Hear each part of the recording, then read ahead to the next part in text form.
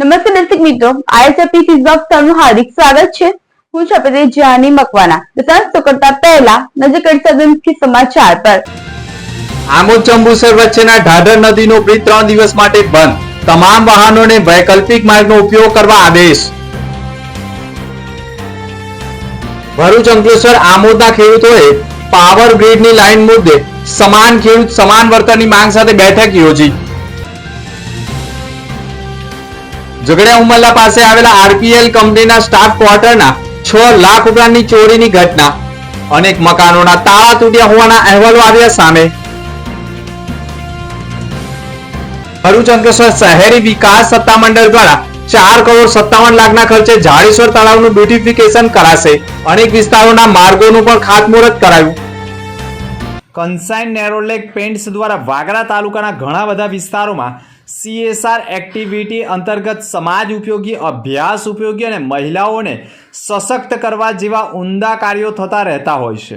જ્યારે ઠંડીની શરૂઆત થઈ હોય અને ઠંડી ન લીધે બાળકો શાળામાં રજા પાડે છે, શાળામાં રેગ્યુલર ન જઈ શકે, બાળકો રેગ્યુલર શાળાએ આવીને અભ્યાસ કરી શકે તે માટે કન્સાઇન નેરોલેક પેન્ટ્સના CSR ફંડમાંથી સોનાલી ફાઉન્ડેશન ટ્રસ્ટ દ્વારા ધોરણ 1 થી 8ના વિદ્યાર્થીઓને સ્વેટર આપવામાં આવ્યા। સ્વેટર મેળવ્યા પછી બાળકોના ચહેરા ઉપર એક અનોખી રોનક અને ખુશી જોવા મળી હતી।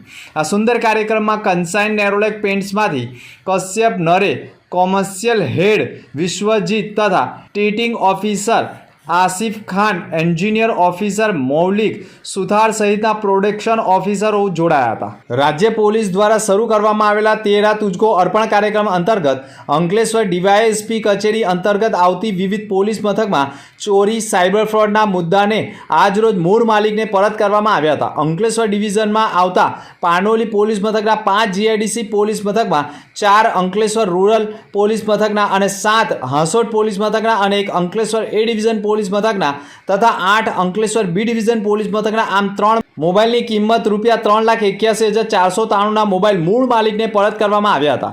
તો હાંસોટ પોલીસ મથકની ચોરી થયેલી બાઇક એક કિંમત 44,000ની પણ મૂળ માલિક સુધી પહોંચાડવામાં આવી હતી।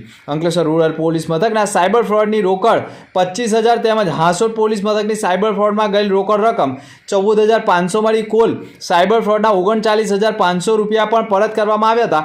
પોલીસે કુલ 30 ગુનામાં મોબાઈલ, બાઇક અને સાયબર ફ્રોડની રોકડ મળી 4,64,993 રૂપિયાનો મુદ્દામાલ મૂળ માલિકો સુધી પહોંચાડ્યો હતો।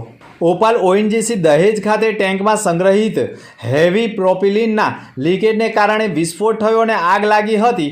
જ્યારે પેટ્રોનેટ LNGમાં 16 ઇંચની પાઇપલાઇનમાં ભંગાણ પડવાથી ફ્રૂડ ઓઇલની પાઇપ લાઇનમાંથી ફ્રૂડ લીકેજ થયું હતું, જે લીકેજના કારણે આગ લાગી હતી। લેવલ 3ની ઓફસાઇટ ઇમરજન્સી જાહેર કરવામાં આવી હતી। આ બંને રોકડેલમાં કંપનીના સંબંધિત વિભાગ સાથે સંકળાયેલી ટીમો દ્વારા તાત્કાલિક કટોકટીની કાર્યવાહી કરવામાં આવી હતી।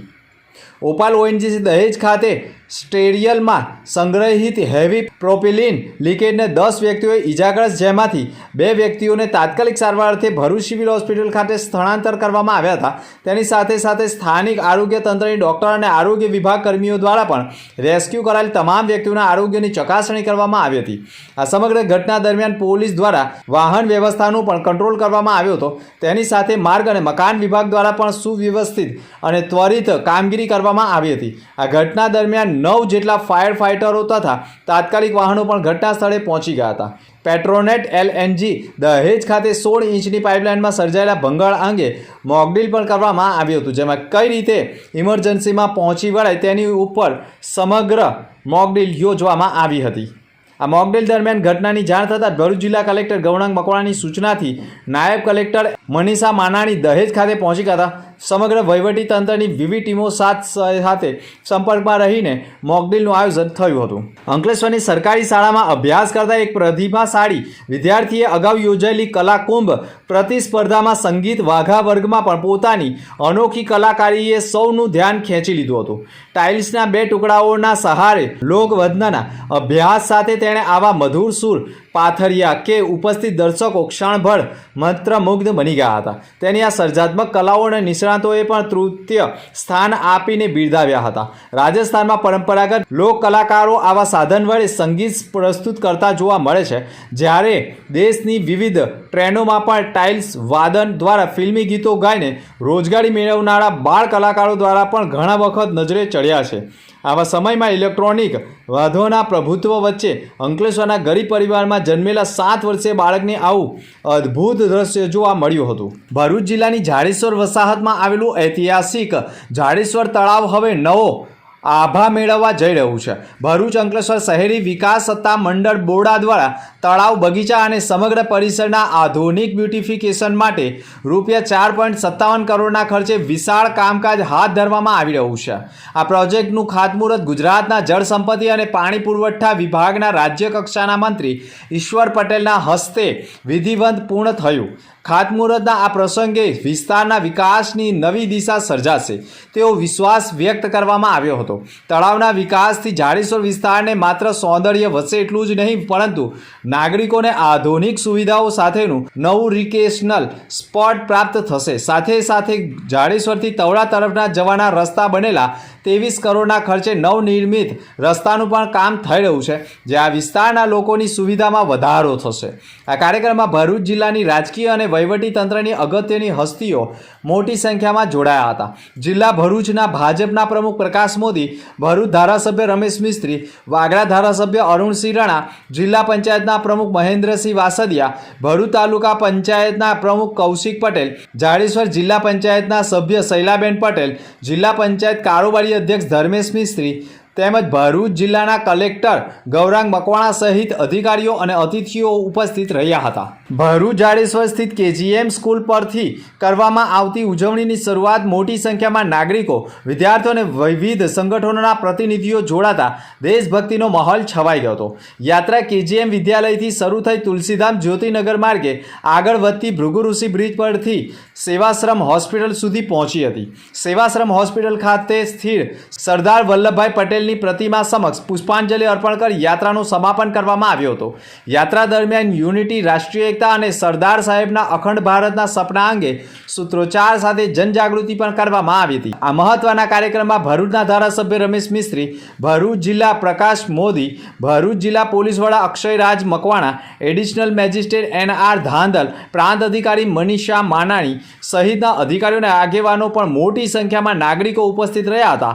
ભરૂચમાં યોજાયેલી યુનિટી માર્ચે સરદાર સાહેબના આદર્શો અને રાષ્ટ્રીય એકતાના સંદેશને વધુ મજબૂત બનાવતા અનોખું દેશભક્તિમય દ્રશ્ય સર્જાયું હતું. ભરૂચ જિલ્લા મેજિસ્ટ્રેટ દ્વારા એક મહત્વપૂર્ણ જાહેરનામું બહાર પાડવામાં આવ્યું છે, જે મુજબ Amod Jambusar road national highway number 64 પર ઢાઢર નદી પરના બ્રિજ ઉપર આગામી તારીખ 22/11/2025 થી 24/11/2025 દરમિયાન વાહન વ્યવહાર સંપૂર્ણપણે બંધ કરવામાં આવશે. આ નિર્ણય પુરાણી થઈ ગયેલા માળખાકીય વ્યવસ્થાપન પુનઃસ્થાપન માટે બ્રિજનું લોડ ટેસ્ટિંગ કરવાના હેતુથી લેવામાં આવ્યો છે. જાહેરનામા મુજબ તારીખ 22/11/2025 થી શરૂ કરીને 24/11/2025 સુધી આ બ્રિજ પરથી તમામ પ્રકારના વાહનોની અવરજવર પર પ્રતિબંધ મૂકવામાં આવ્યો છે. વાહન ચાલકોને અસુવિધા ન થાય તે માટે વૈકલ્પિક ડાયવર્ઝન માર્ગો પર નક્કી કરવામાં આવ્યા છે.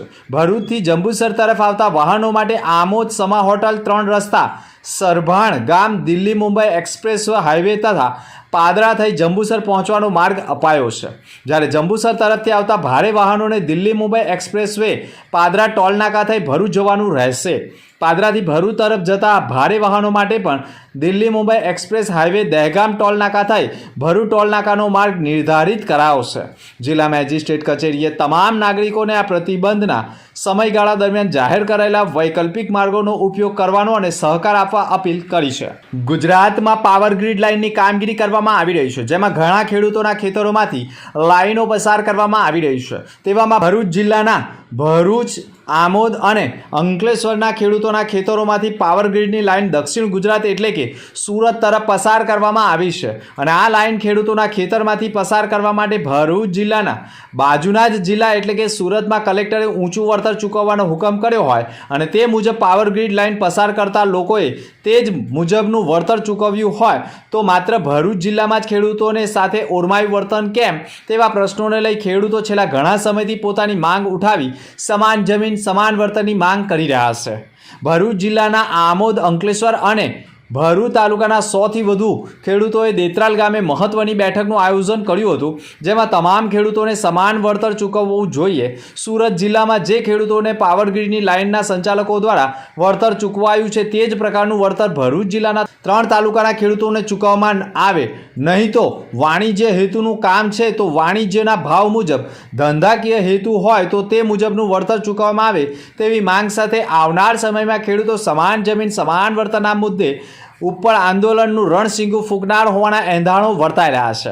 દેત્રાલ ગામના સરપંચ નોફલ પટેલે પણ કહ્યું હતું કે બાજુના જિલ્લામાં ખેડૂતોને ઊંચું વળતર ચૂકવાતું હોય તો ભરૂચના ખેડૂતો સાથે ભેદભાવ કેમ? શું બાજુના જિલ્લાની જમીનમાં સોનું ઉત્પાદન થાય છે? સરકારે પણ આ સાચા અર્થમાં ખેડૂતોની વેદના સાંભળવી જોઈએ અને સમાન જમીન સમાન વળતર ચૂકવવા માટે હુકમ કરવો જોઈએ તેવું પણ આહવાન કર્યું છે. અંકલેશ્વરમાં વધતા પ્રદૂષણને લઈ ભરૂચ જિલ્લા આમ આદમી પાર્ટી દ્વારા અંકલેશ્વર રિજનલ ઓફિસરને એક આવેદનપત્ર સુપ્રત કરાયું છે. ભરૂચ જિલ્લામાં આવેલા ઔદ્યોગિક એકમોમાં વારંવાર થતા પ્રદૂષણ અને આગના બનાવોના કારણે હવા અને જળ સંબંધિત પ્રદૂષિત સમસ્યાઓનો ધ્યાને લઈને આપ દ્વારા અંકલેશ્વર જીપીસીબીના અધિકારીઓને રજૂઆત કરાય છે.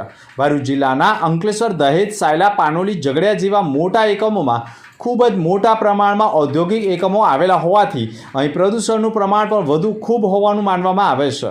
જળચરથી લઈ હવા અને પાણીનું પણ વધતું પ્રદૂષણના કારણે AQIમાં પણ વધારો જોવા મળી રહ્યો છે. જીપીસીબીની લાપરવાહી સામે આમ આદમી પાર્ટીએ આક્રોશ વ્યક્ત કર્યો છે.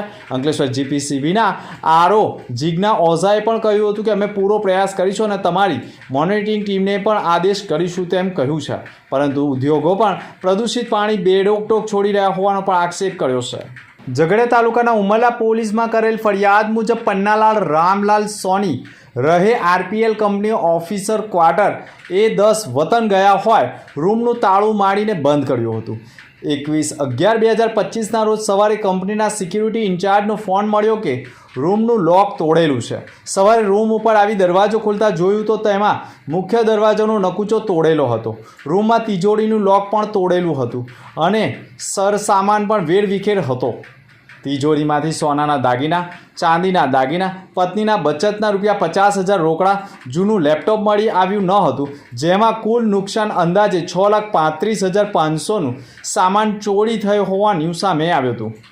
ઉપરાંત RPL સ્ટાફ કોલોનીના અન્ય quarter A12, B6, E31, E32, E21, F37, F39 અને F42માં પણ નકુચા તોડી તિજોરીઓ ખોલી ચોરી કરવામાં આવી હોવાની વિગતો સપાટી ઉપર આવી હતી. B6માંથી પણ મોબાઈલ અને લેપટોપ પણ કોઈ ઈસમો ચોરી ગયા હોવાની ફરિયાદ નોંધાઈ છે. CCTV ફૂટેજ મુજબ રાત્રે 1:30થી સવારના 4:30 દરમિયાન અજાણ્યા તસ્કરોએ ચોરીને અંજામ આપ્યો હોવાનું માનવામાં આવી રહ્યું છે. આ સમગ્ર મામલો ઉમરલા પોલીસ મથકે પહોંચતા ફરિયાદ નોંધવામાં આવી રહી છે. અન્ય મુખ્ય સમાચાર પર ફરી એક નજર. આમોદ જંબુસર વચ્ચેના ઢાઢર નદીનો બ્રિજ 3 દિવસ માટે બંધ. તમામ વાહનોને વૈકલ્પિક માર્ગનો ઉપયોગ કરવા આદેશ. ભરૂચ, અંકલેશ્વર, આમોદના ખેડૂતોએ પાવર ગ્રીડની લાઇન મુદ્દે સમાન ખેડૂત સમાન વળતરની માંગ સાથે બેઠક યોજી. ઝઘડિયા ઉમરલા પાસે આવેલા RPL કંપનીના સ્ટાફ ક્વાર્ટરના 6 લાખ રૂપિયાની ચોરીની ઘટના. અનેક મકાનોના તાળા તૂટ્યા હોવાના અહેવાલો આવ્યા સામે. ભરૂચ અંકલેશ્વર શહેરી વિકાસ સત્તામંડળ દ્વારા 4,57,00,000ના ખર્ચે જાડેશ્વર તળાવનું બ્યુટિફિકેશન કરાશે. અનેક વિસ્તારોના માર્ગોનું પણ ખાતમુહૂર્ત કરાયું. તો આ તક સમાચાર, નવા સમાચાર સાથે ફરી મળીશું. નમસ્કાર.